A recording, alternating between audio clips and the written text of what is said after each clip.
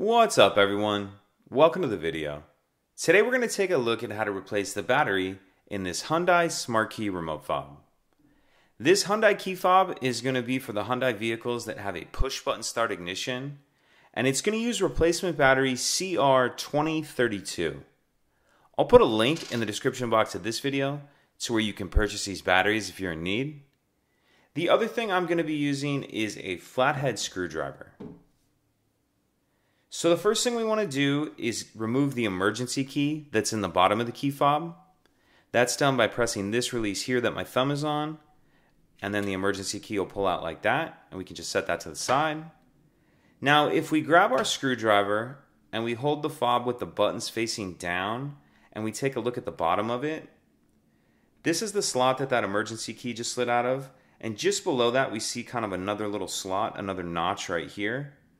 What I'm going to do is put my screwdriver in that notch, and then I'm just going to twist like that. So put it in that notch as far as you can, and then twist. And as I do that, it pops the two halves of the shell apart.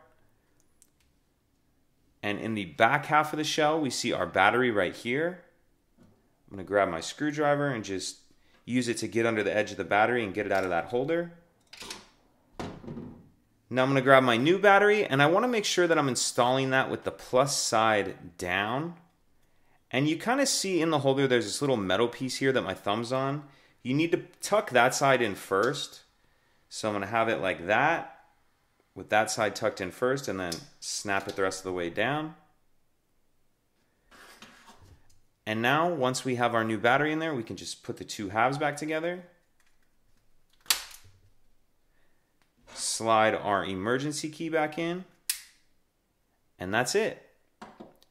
If you have any questions, please let me know. If you could take a second to like and subscribe, it helps us out, and I'd appreciate it. Thank you.